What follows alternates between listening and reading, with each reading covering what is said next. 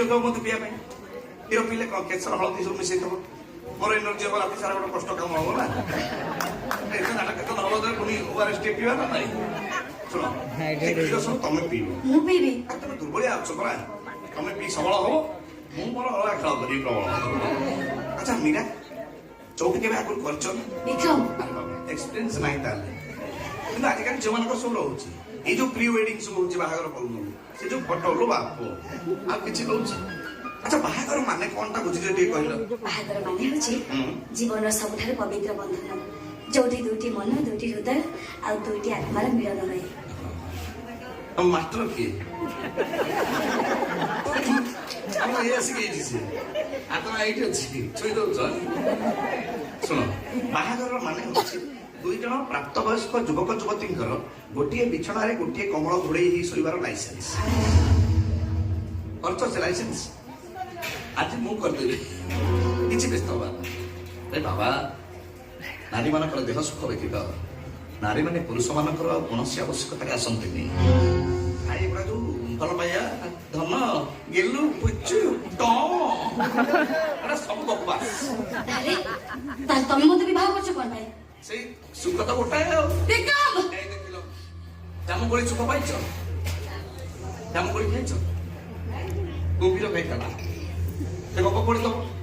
କୁମ୍ଭୀର ଜାମୁକୋଳି ମାଙ୍କଡ, କୁମ୍ଭୀର ପାଟିରେ ଜାମୁକୋଳି ବାଜିଗଲା ପରେ କୁମ୍ଭୀର ଭାବିଲା, ଆରେ ହେ ଜାମୁକୋଳି ଯଦି ଏତେ ସ୍ୱାଦିଆ, ଏଇ ଜାମୁକୋଳିକୁ ଯୋଉ ମାଙ୍କଡ ସବୁଦିନ ଖାଉଛି ତା କଲିଜା କେତେ ସ୍ୱାଦିଆ ହେଇନଥିବ। ଠିକ ସେମିତି ଆମ ଅପାକୁ ଉପଭୋଗ କରିସାରିବା ପରେ ମୁଁ ଭାବିଲି, ସେଟା ବଡ ଯଦି ଏତେ ଶାନ୍ତି ଦଉଛି ସାନ କଣ ନ ଦଉ, ସେଇଥିପାଇଁ କେବଳ ବାହା ହେଇ ପଡିଲି। ତାହେଲେ ତମେ ତ ଉପଭୋଗ କରିବାକୁ ଠିକ ଆସ।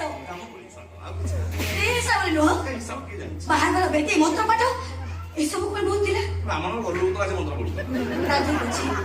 ମୁଁ ଏବେ ଆମ ଘରକୁ ଚାଲିଯିବି, ରହିବନି କଣ ସିନିରେ ଅଛି ପଡେ ଆଗ। ଆଜି ଆମର ଚଉଠି, ମୋ ସ୍ୱାମୀ ତମେ ମୋ ସ୍ତ୍ରୀ, ଆଉ ଯେ ପଡ ସବୁ ପରେ ମୁଁ ରାଜା। ରାଜା ତା ଷ୍ଟାଇଲରେ ଚଉଠି କରିବ।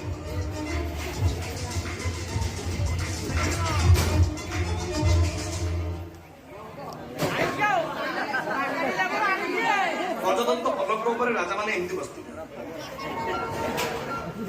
ରାଣୀ ମାନେ ଆସି ଡାକିବେ, ଯାଅ ଭିତରକୁ ଯାଅ, ବାହାର ଆସିବ ସେଉ ଡାକିବ, ଚା ଚା ଜଲ୍ଦି ସିନ୍ ଚାଲିଆ ଯାଅ।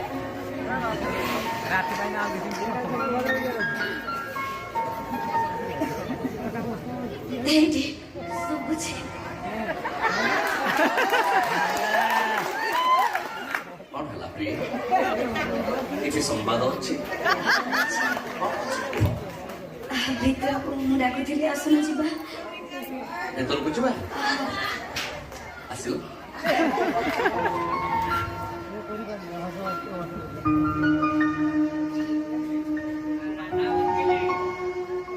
ମହାରାଜ ମାନଙ୍କର ଅଙ୍କରେ ଯେତେବେଳେ ଗଣିତ କଷାଯାଏ ସେତେବେଳେ ମହାରାଜ ମାନଙ୍କୁ ଟିକେ ସୁରାପାନର ଆବଶ୍ୟକ।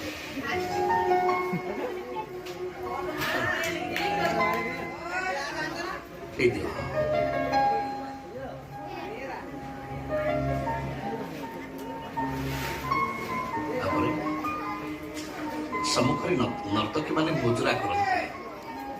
ଅପରାଗ ହବ ଯେତିକି ହଉଛି ଦେଖ।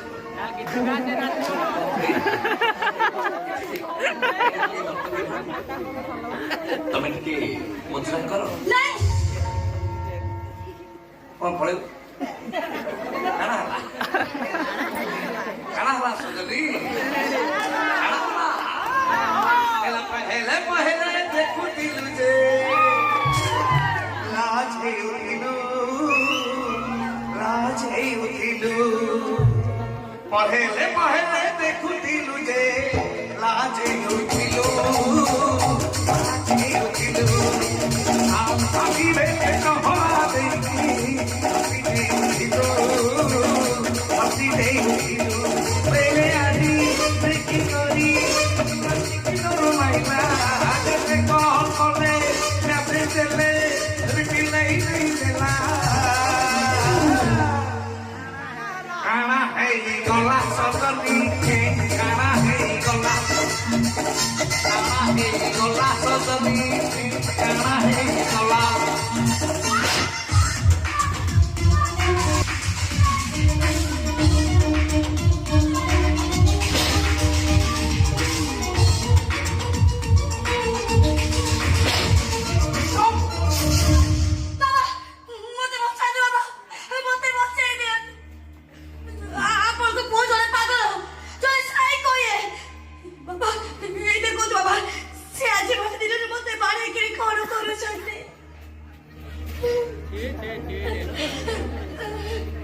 মা তো ভিতর যা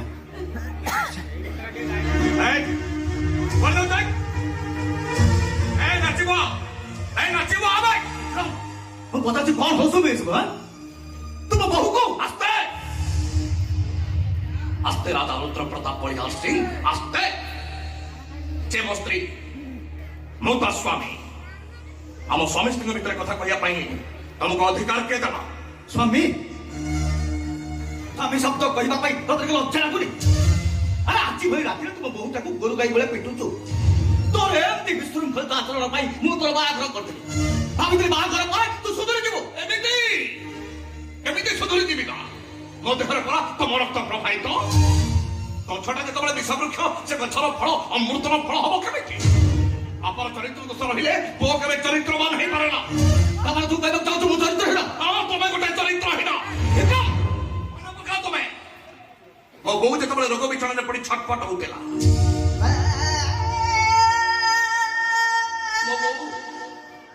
ମୋ ବୋଉ ରୋଗ ବିଛଣାରେ ପଡି ଛଟପଟ ହଉଥିଲା ତା ସେବା କରିବା ତ ଦୂରର କଥା ତା ପାଖରେ ବସି ତା ମୁଣ୍ଡ ଟିକେ କେତେବେଳେ ଆଉଁସି ଦେଇଛ ସେମିତି ରୋଗ ବିଛଣାରେ ପଡି ଛଟପଟ ହଉଥିଲା ବେଳେ ତମେ ନୂଆ ନୂଆ ନାରୀ ମାନଙ୍କ ସହିତ ରାତି କଟେଇଛ ଆମେ ଭାଇ ଭଉଣୀ ଦି ଜଣ ମୋ ବୋଉ କଣ୍ଡେଇ ସେମିତି ବସି ରହିଥାଉ ମୋ ବୋଉ ଆଖିରୁ ଯେତେବେଳେ ଯନ୍ତ୍ରଣାରେ ନିରବର ଦି ଧାର ଲୁହ ବୋହିଯାଏ ମୋ ଛାତିରେ ନିଆଁ ଲାଗି ସହିପାରିଲିନି ମୋ ବୋଉର ସେ ଯନ୍ତ୍ରଣା କାତର ମୁହଁକୁ ମୁଁ ଜମା ସହିପାରିଲିନି ଏହି ନଥିଲା ବେଳେ ମୁଁ ମୋ ବୋଉ ମୁହଁରୁ ଅକ୍ସିଜେନ ମାସ୍କଟାକୁ କାଢିଦେଲି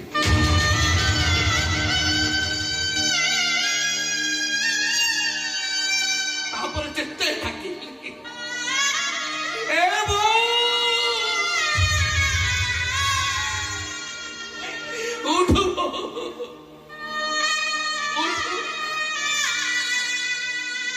ଆଉ ମୋ ବୋଉ ମୋ ଡାକ ଶୁଣିଲାନି ଆଉ ଡାକ ଶୁଣିଲାନି ମୋର ତାମାନେ ତୁ ତ ବୋଉର ଅକ୍ସିଜେନ ମାସ୍କ ଖୋଲିଦେଇ ତୁ ତାକୁ ମାରି ଦେଇଥିଲୁ ନା ମାରି ଦେଇନି ମୁକ୍ତି ଦେଇଛି ମୋ ବୋଉକୁ ମୁଁ ଶାରୀରିକ ମାନସିକ ଯନ୍ତ୍ରଣାରୁ ମୁକ୍ତି ଦେଇଛି এটা কোহরাজা রুদ্র প্রতাপ পড়ি আসছে ঘরে অধপতন পাই কোন তুমি দায়ী নুহ দেখ বিক্রম যা সব ঘটি যাচ্ছে পচ কথা সব ভুলে যা আমি যা পচ কথা কহু সেসব পচ কথা ভুলে যাই এবার তো জীবনକୁ ତୁ ନୂଆ କରି ଆରମ୍ଭ କର ମୋ କଥା ମାନ ଠିକ ଅଛି ତମ କଥା ମାନିବି ସବୁ ପଛ କଥାକୁ ଭୁଲି ଯାଇ ବିକ୍ରମ ବଳିଆର ସିଂ ଆଉ ଥରେ ନୂଆ କରି ଜୀବନ ଆରମ୍ଭ କରିବ କିନ୍ତୁ ଗୋଟାଏ ସର୍ତ୍ତରେ ସର୍ତ୍ତ ତମେ ତମର ସବୁ ସମ୍ପତ୍ତି ମୋ ନାଁରେ କରି ରାଜ୍ୟ ଛାଡି ଚାଲିଯିବ ତମକୁ ଆଖି ଆଗରେ ଦେଖିଲେ ମୁଁ କେବେ ଭଲ ମଣିଷ ହେଇପାରିବିନି ତମର ତୁ କହିବାକୁ ଚାହୁଁଛୁ ମୋ ସବୁ ସମ୍ପତ୍ତି ମୁଁ ତୋ ନାଁ ଲେଖିଦେ ମୁଁ ରାଜୁଆସରେ ଚାଲିଯିବି ରାଜପୁତ୍ର ଯୋଗ୍ୟ ହୋଇସାରିବା ପରେ ରାଜ୍ୟର ସବୁ ଭାର ରାଜପୁତ୍ରକୁ ଦେଇ ରାଜାମାନେ ସନ୍ନ୍ୟାସ ନେଇଯିବାର କଥା ତମେ କଣ ଶୁଣିନ ଯଦି ମୁଁ ସେଇଆ କରେ କଂସ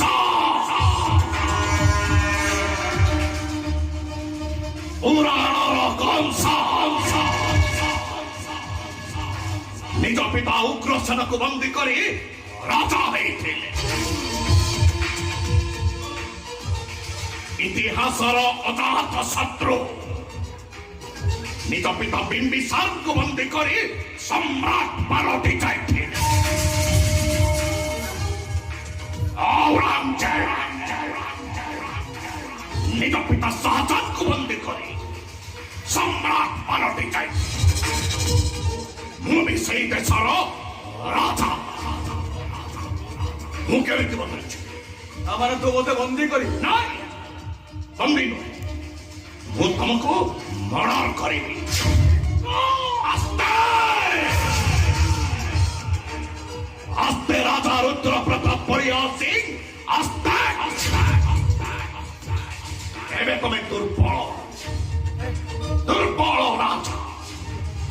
ତମେ କଣ ମୋ ଉପରକୁ ହାତ ଉଠଉଛ? ଶୁଣ, ଆଉ ଥରେ ମୋ ଉପରକୁ ହାତ ଉଠେଇଲେ এই হন্টরে পিটি পিটি তোমার পিঠিরু